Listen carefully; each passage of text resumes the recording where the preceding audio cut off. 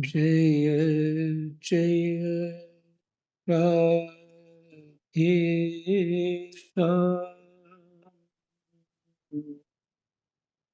श्री राम जय राम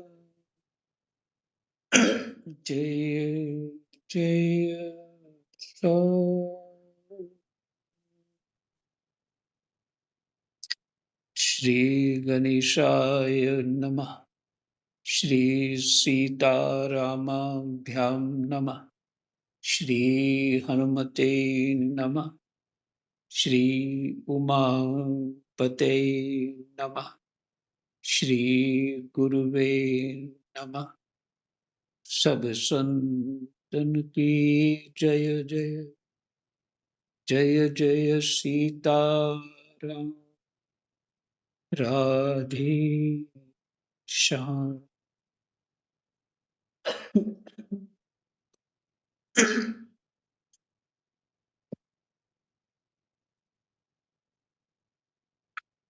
श्रीमद् भगवत गीता जी ओम परमात्मने नमः और 9वां अध्याय।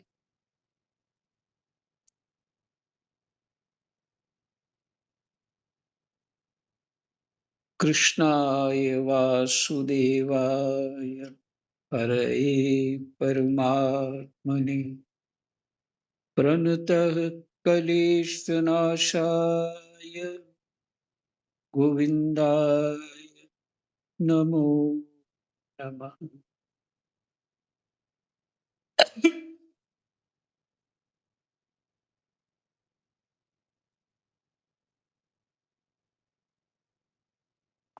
श्री भगवान बोले, यह अत्यंत गोपनीय विज्ञान सहित ज्ञान दोष दृष्टि रहित तेरे लिए तो मैं फिर अच्छी तरह से कहूंगा, जिसको जानकर तू अशुभ से अर्थात जन्म मरण रूप संसार से मुक्त हो जाए। 9वां अध्याय है ये।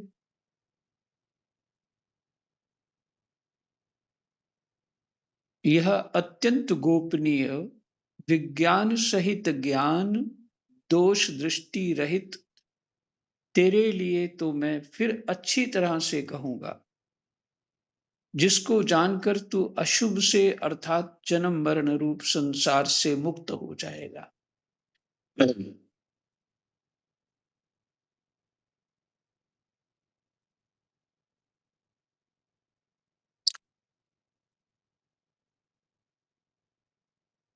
राम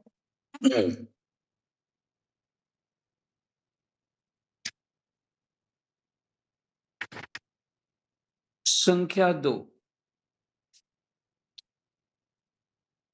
यह विज्ञान सहित ज्ञान अर्थात समग्र रूप संपूर्ण विद्याओं का राजा और संपूर्ण गोपनीयों का राजा है।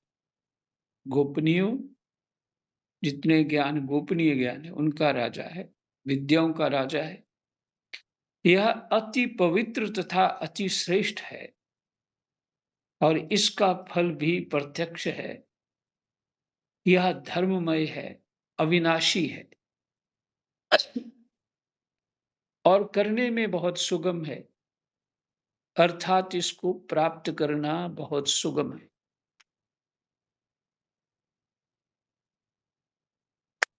यह विज्ञान सहित ज्ञान करने में बहुत सुगम है। स्वामी जी लिखते हैं,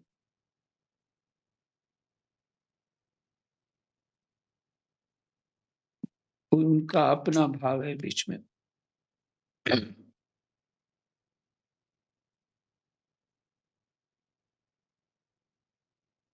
यह धर्म में अविनाशी है और करने में बहुत सुगम है।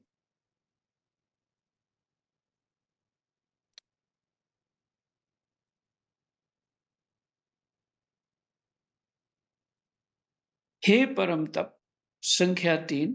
हे परम तप, इस धर्म की महिमा पर श्रद्धा न रखने वाले मनुष्य मुझे प्राप्त न होकर मृत्यु रूप संसार के मार्ग में लौटते रहते हैं। इस धर्म की महिमा पर श्रद्धा न रखने वाले मनुष्य मुझे प्राप्त न होकर मृत्यु रूप संसार के मार्ग में लौटते रहते हैं। अर्थात बार बार जन्मते मरते रहते हैं।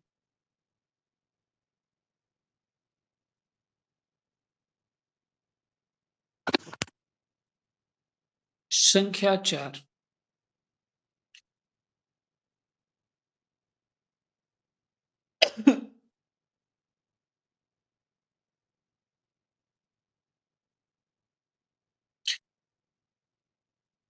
संख्या 4 और 5। यह यह सब संसार मेरे निराकार स्वरूप से व्याप्त है। संपूर्ण प्राणी मुझ में स्थित है,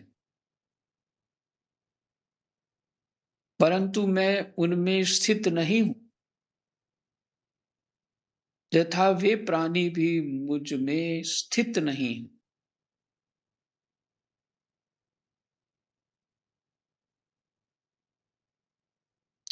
मेरे इस ईश्वर संबंधी योग को देख,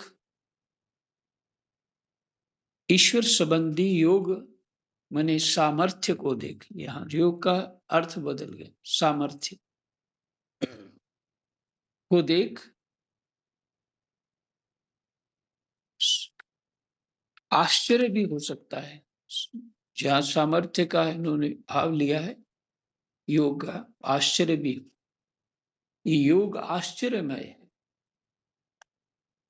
को देख संपूर्ण प्राणियों को उत्पन्न करने वाला और प्राणियों का धारण भरण पोषण करने वाला मेरा स्वरूप उन प्राणियों में स्थित नहीं।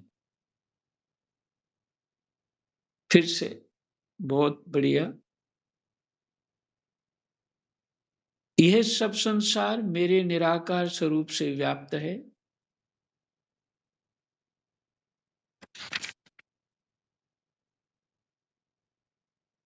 यह सब संसार मेरे निराकार रूप स्वरूप से व्याप्त है। संपूर्ण प्राणी मुझ में स्थित हैं।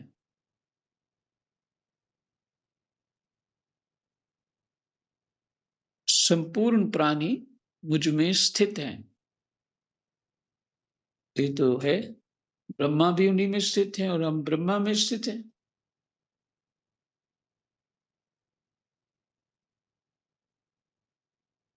क्योंकि पहली गति जब 1000 चतुर्युगी तक हम जन्मते मरते रहेंगे, मुक्त नहीं हुए, तो फिर ब्रह्मा जी के उदर में चले जाएंगे और फिर वहां सोएंगे कितना?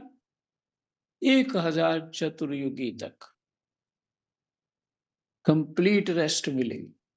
चिंता मत करो।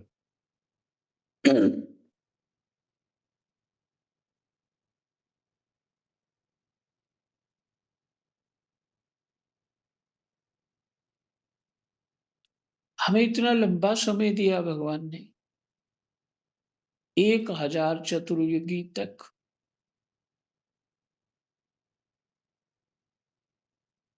अब कितनी 1000 चतुर्युगियों से कितनी होंगी?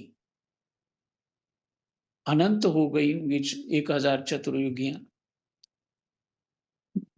मैंने ब्रह्मा के कई दिन तक, दिन रात तक हम जन्म मरण जन्म मरण जन्म मरण ही लेते जा रहे हैं। हमारी हमारे हमें जो संसार का रस पड़ा हुआ है, संसार का अज्ञान हमसे छूटता ही नहीं, विवेक होता ही नहीं। क्या विचित्र स्थिति है। आश्चर्य तो है। यह सब संसार मेरे निराकार स्वरूप से व्याप्त है। संपूर्ण प्राणी मुझ में स्थित हैं, परंतु मैं उनमें स्थित नहीं।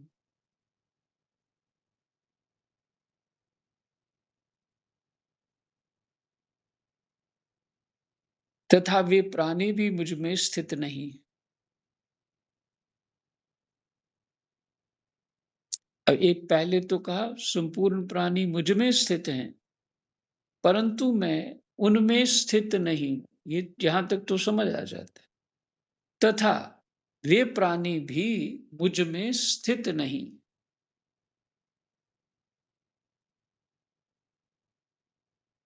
पै ऊपर तो कहा स्थित है, अब फिर कहा मुझ में स्थित नहीं है। मेरे इस ईश्वर संबंधी योग को देख। मैंने इस योग, भगवान के इस काम को, भगवान की इस लीला को, मैंने योग आश्चर्य को देख। फिर कह रहे हैं भगवान मैं इनमें ये स्थित हैं और प्राणी भी मुझ में स्थित नहीं है। यही बात समझनी, क्योंकि इसको समझने से सारी बात खुल जाती है। मेरे इस ईश्वर संबंधी योग को देख। संपूर्ण प्राणियों को उत्पन्न करने वाला और प्राणियों का धारण भरण पोषण करने वाला मेरा स्वरूप उन प्राणियों में स्थित नहीं।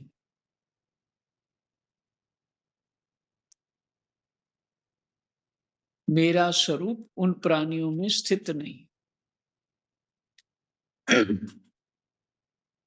यह स्वामी जी की व्याख्या देखते हैं। लेकिन अगर हम 5वें श्लोक के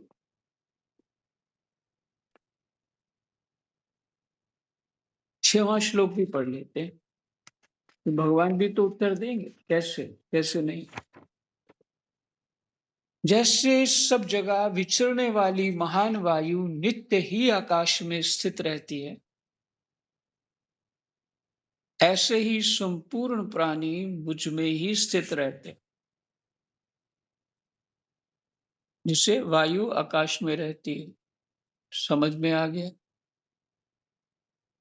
आकाश का तो कोई और छोर नहीं है।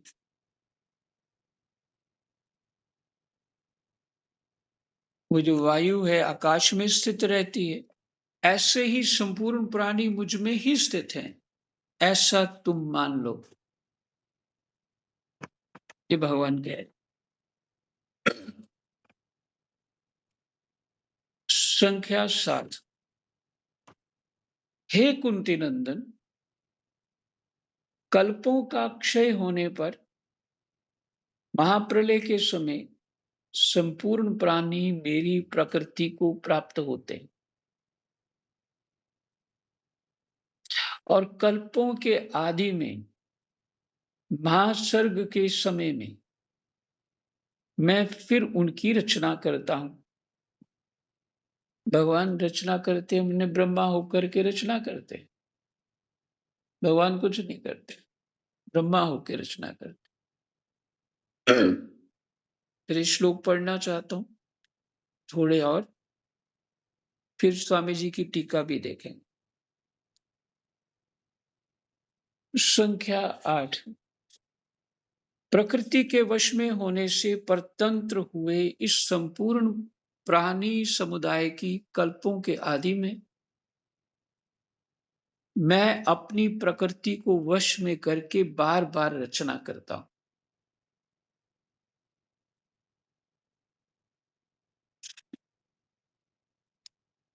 संख्या 9।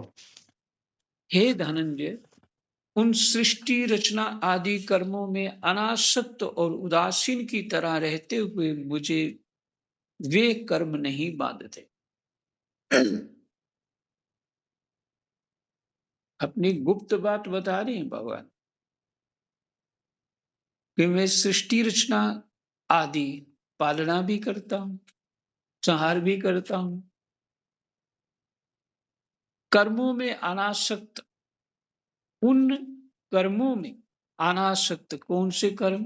इनका भरण पोषण करना, इनकी रचना करना, मैंने जन्म देना इत्यादि आदि जितने भी कर्म करता हूं, अनासक्त भाव से उदासीन की तरह रहते हुए मुझे वे कर्म नहीं बांधते। यही कारण है कि मैं आसक्त नहीं होता, मोह युक्त नहीं होता, इसलिए मुझे कर्म नहीं बांधते। थोड़ा सा शांति से विचार करें तो बहुत गहरी गहरी बात समझ में आती है।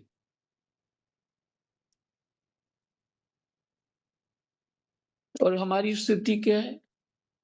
हम जो रचना करते हैं, कुछ भी रचना करते हैं, उससे जुड़ जाते हैं, अपना मान लेते हैं, उससे मोह करने लग जाते हैं, और उसी रचना को थोड़ी ठोकर लग जाए तो हम दुखी हो जाते हैं, उससे बंध जाते हैं। यही कर्मों में बंधना हो गया।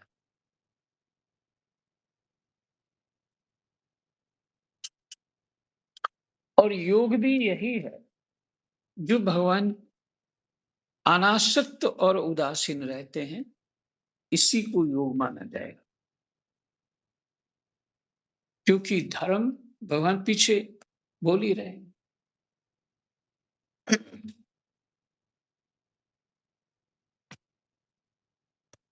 क्या कह रहे हैं? अत्यंत गोपनीय विज्ञान सहित ज्ञान दोष दृष्टि रहित तेरे लिए तो मैं फिर अच्छी तरह कहूंगा, जिसको जानकर तू अशुभ से अर्थात जन्म मरण संसार से मुक्त हो जाए। अशुभ क्या है इस जगत में? जन्म मरण अशुभ है, और अशुभ में ही हम आसक्त हो जाते हैं। अशुभ अशुभ को ही प्राप्त करने के लिए रोते चिल्लाते गिड़गिड़ाते रहते हैं।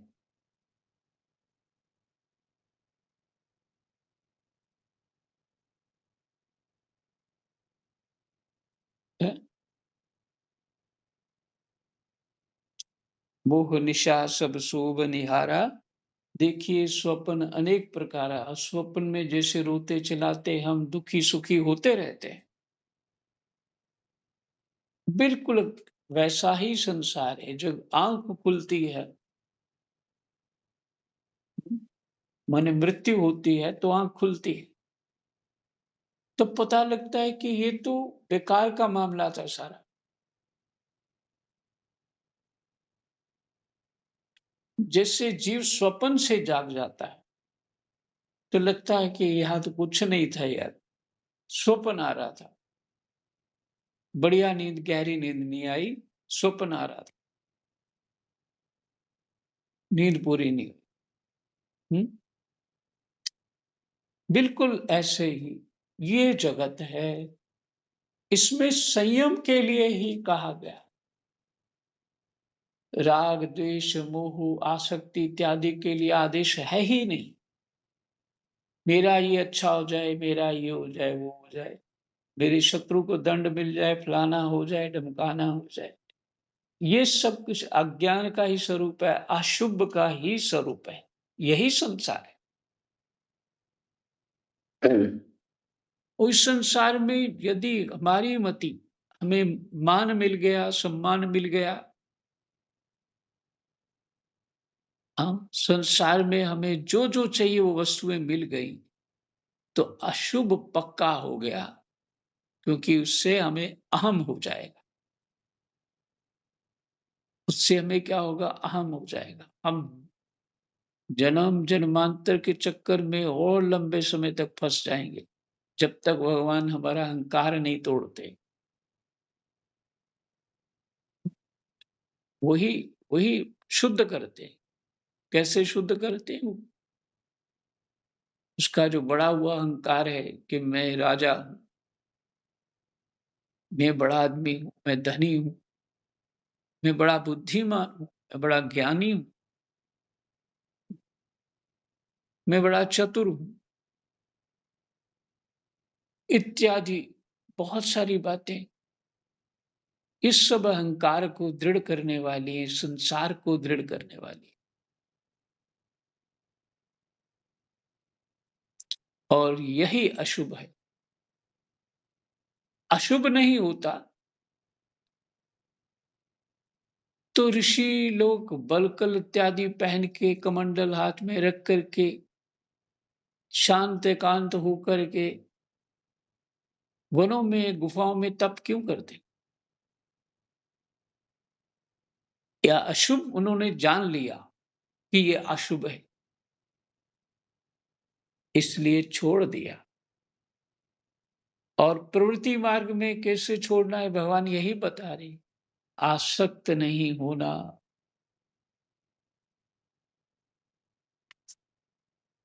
भगवान कहते मैं रचना आदि सब करता हूं, अपने ही कर्मों में आसक्त नहीं होता, न पुण्य भाव होता है न पाप भाव होता है। अपने ही कर्मों में आसक्त नहीं होता, इससे मानते हैं कि मैंने किया ही नहीं। और ये शरीर अ, किसकी प्रकृति का अंश है, पूरा प्रकृति है। और उसमें जो बल है वो भी प्रकृति का है, वो परमात्मा रूपी सत्ता का है। तो मैं कहाँ पे हूँ? मेरे को तो सब नाम ही नकली मिला हुआ, पहले कोई नाम ही नहीं था मेरा, नाम ही नकली मिला, मैं कहीं भी नहीं और मान लेता हूं मैं कि ये मैंने किया है। तो उसी का परिणाम होता है, दंड मिलता है, अशुभ को प्राप्त हो जाओ। किसी रूप से मैं यहां हूं ही नहीं, किसी रूप से भी नहीं। शरीर प्रकृति का, भीतर बाहर सब प्रकृति का, जो कुछ भी है सब प्रकृति है ना? दो प्रकार की परा अपरा प्रकृति बताई है ना। तो जीव रूपा जो है वो परा है। जो प्रकृति और आत्मा का संयोग हो जाता है तो प्रकृति जीव रूपा हो जाती है। तो वहां भी आत्मा भी मेरा स्वरूप कहाँ है? मैं जब मैं अगर अपने आप को, जो नाम है मेरा उसके अनुसार मैं उसको अपनी एक आइडेंटिटी समझता हूँ, कल्पना से ही सब कुछ समझता हूँ। मैंने है तो कल्पना ही, मान लिया मैं ये हूँ। राम सिंह, श्याम सिंह जो भी है, मैं ये हूँ। ये तो नाम रखा, ये जो नाम रखा तुम्हारा, तुम्हारी आइडेंटिटी, तुम्हारा मान सम्मान उससे फंस गया।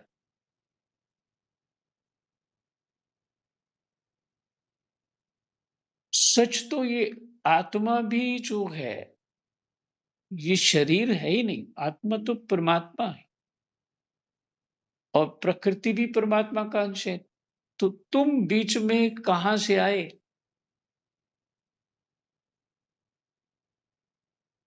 यही तो मूढ़ता है।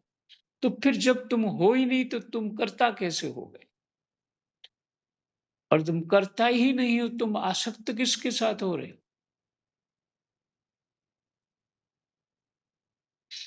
इसलिए ज्ञानवान अनासक्त उदासीन उस तत्व का चिंतन करता रहता है, उस परमात्मा का भजन करता रहता है, उसका स्मरण करता रहता है। और ये सब समझ के ही वो अपने शरीर में रहते हुए भी अपना शरीर नहीं मानता। तो ये भगवान गुप्त बात बताना चाह रहे, अशुभ से अर्थात जन्म मरण संसार से मुक्त हो जाओ। अशुभ क्या है? अर्थ, जन्म मरण।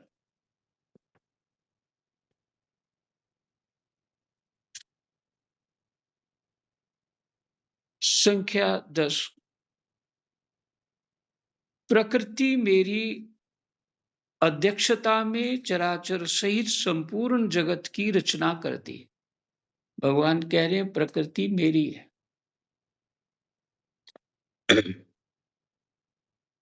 अच्छा, दूसरी दृष्टि जो है कि भगवान ही सब कुछ बने हुए।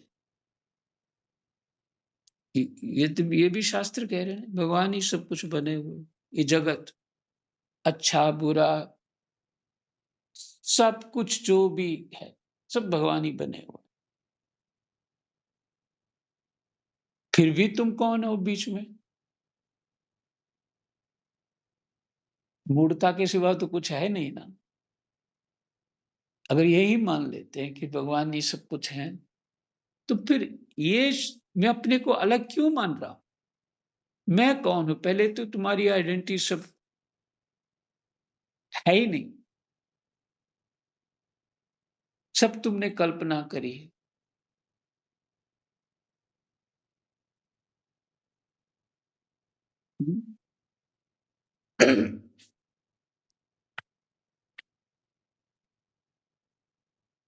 तो फिर भी मैं करता नहीं हूं। जब करता ही नहीं हूं तो भरता कहां से हो गया? मैंने पुण्य और पाप फल पाने वाला हुआ ही नहीं। बस जब ये समझ में आएगा, तो जैसे भगवान जिस योग के माध्यम से सृष्टि रचना करते हैं, उसी को समझ लेना है। धर्म बुद्धि, सेवा बुद्धि, बस इतना ही मात्र हमारा कर्तव्य है। धर्मयुक्त होना चाहिए, कर्तव्य पूर्ण होना चाहिए और सेवा बुद्धि से होना चाहिए। तुम बीच से निकलो, तुम हो ही नहीं। तुम अपने स्वरूप को पहचानो अगर हो सकता है तो।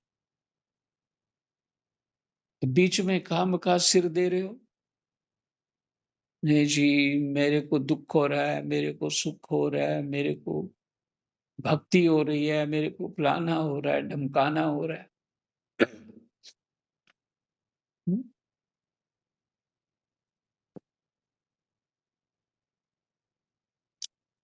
भगवान कहते हैं प्रकृति मेरी है, संख्या 10। प्रकृति मेरी अध्यक्षता में चराचर सहित संपूर्ण जगत की रचना करती है। चर कौन हो गया? चराचर, जो जीव जंतु हैं, जो चलते फिरते हैं, वो चर हैं। हे कुंती नंदन, इसी हेतु से जगत का विविध प्रकार से परिवर्तन होता है। संख्या 11। मूर्ख लोग मेरे संपूर्ण प्राणियों के महान ईश्वर, मूर्ख लोग मेरे संपूर्ण प्राणियों के, मूर्ख लोग मेरे संपूर्ण प्राणियों के महान ईश्वर रूप श्रेष्ठ भाव को ना जानते हुए मुझे मनुष्य शरीर के आश्रित मानकर, अर्थात साधारण मनुष्य मानकर मेरी अवज्ञा करते हैं।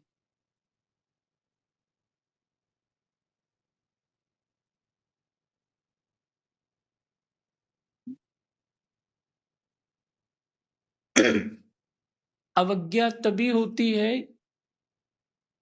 जब जानते नहीं हो किसी को, उसकी महानता को जानते नहीं।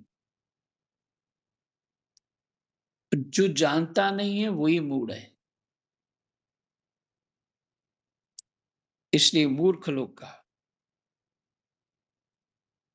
और अपने समान समझते हैं और फिर भोग और संग्रह में लगे रहते हैं। तो यही लगता है ये कृष्ण भी हमारी तरह राज्य पाने की, भोग संग्रह की इच्छा से ये लगा हुआ है। तभी तो दुर्योधन बोल रहा कृष्ण को लिए कैद कर लो इसको। कैसा लगता होगा इस जानकार को वहां कैद कर लो। कोई छोटा सा कीड़ा, जैसे कोई सेल हो भगवान की व्यक्ति की शरीर के अंदर ही हो और वो बोल रहा हो कि जिसके शरीर में है उसी को कैद कर लो।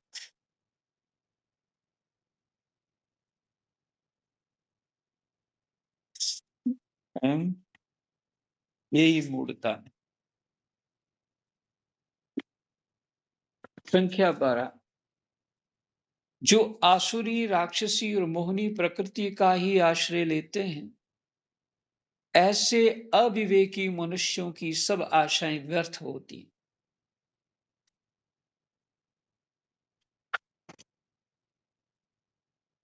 ये जो संख्या 12 वाला श्लोक है, महत्वपूर्ण है। वैसे तो एक एक शब्द महत्वपूर्ण है, फिर भी ध्यान रखने योग्य है। जो आसुरी, राक्षसी और मोहिनी प्रकृति का ही आश्रय लेते हैं, ऐसे अविवेकी मनुष्यों की सब आशाएं व्यर्थ होती हैं। सब शुभ कर्म व्यर्थ होते हैं। उसकी आशाएं भी व्यर्थ होते हैं और उसके शुभ कर्म भी व्यर्थ होते हैं। शुभ कर्म भी व्यर्थ होते हैं और सब ज्ञान व्यर्थ होते हैं।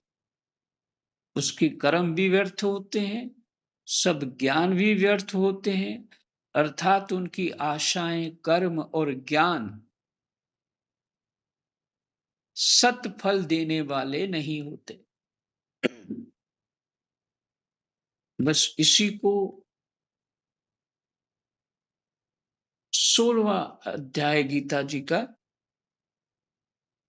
जिसे देख लेना चाहिए, आसुरी संपत्ति जरूर देख लेना चाहिए। उसके आसुरी पहले 5-6 श्लोक हैं, वो जो दैवी संपत्ति के हैं, वो तो गूढ़ हैं, लेकिन आसुरी आसुरी संपत्ति जिसमें हम स्थित हैं, वो जल्दी से समझ आ जाएगा।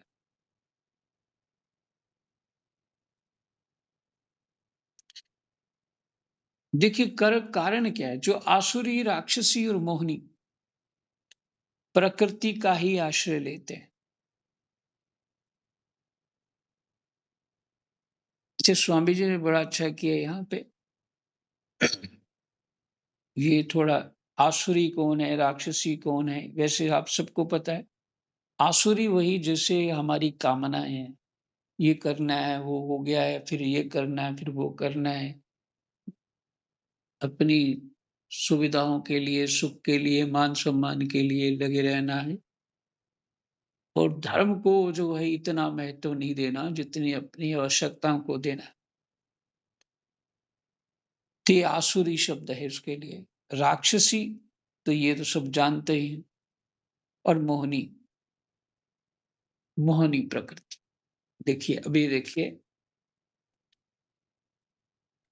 स्वामी जी कहते हैं जो मनुष्य अपना स्वार्थ सिद्ध करने में लगे रहते हैं, दूसरों के दुख की परवाह नहीं करते, जो मनुष्य अपना स्वार्थ सिद्ध करने में लगे रहते हैं, दूसरों के दुख की परवाह नहीं करते, वे आसुरी स्वभाव वाले होते।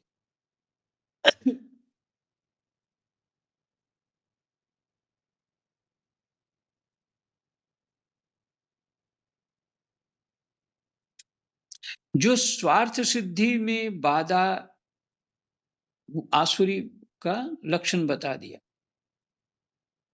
बिल्कुल, स्वामी जी ने 2 वाक्यों में ही सारी 16वें अध्याय के आसुरी संपत्ति का मॉरल दे दिया, लेकिन उसको फिर भी पढ़ना है।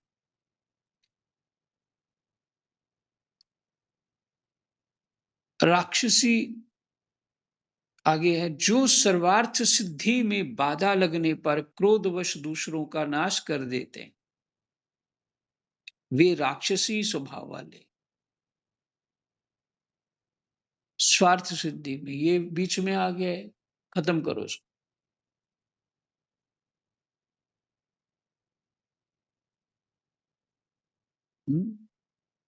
तो राक्षसी स्वभाव वाले और मोहनी, जो बिना किसी कारण के दूसरों को कष्ट पहुंचाते हैं, बिना किसी कारण के दूसरों को कष्ट पहुंचाते हैं, वे मोहनी स्वभाव वाले होते हैं।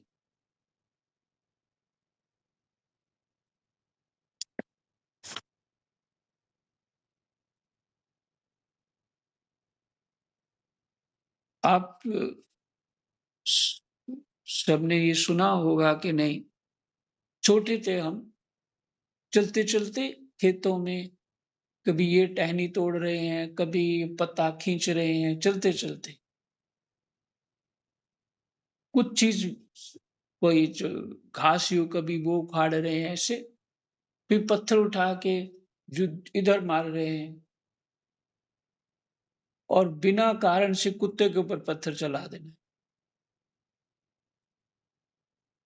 बिना कारण घास को तिनकों के तोड़ते रहना, ये मोहनी स्वभाव है। ये मोहनी स्वभाव है। इसलिए वो बड़े नहीं, ऐसा नहीं करते, ऐसा नहीं करते, बिना आवश्यकता के ये काम नहीं करते, सभ्य नहीं है। पहले हम जाते तो हमारे बहुत, लगभग मान लीजिए 50 साल की बात होगी, तो वो हमारे टीचर लोग जो थे, उस समय ये सब विचार होता था। ये मोहनी प्रकृति।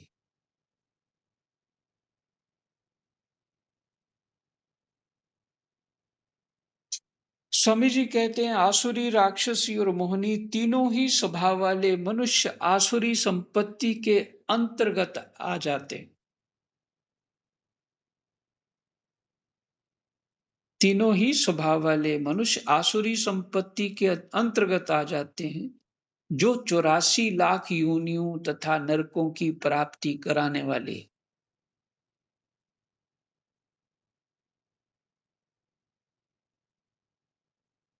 सीताराम, बहुत समय हो गया, यही विश्राम करते। हम्म, नहीं, एक श्लोक पढ़ लेते, अच्छा श्लोक है। परंतु हे पृथानंदन, दैवी प्रकृति के आश्रित अनन्य मन वाले, वही अनन्य मन वाले, परमात्मा के प्रति भाव वाले महात्मा लोग मुझे संपूर्ण प्राणियों का आदि और अविनाशी समझकर मेरा भजन करते हैं। जय जय सीताराम। राधे श्याम। कृष्णाय वासुदेवाय, हरे परमात्मने, प्रणतः क्लेशनाशाय गोविन्दाय नमः।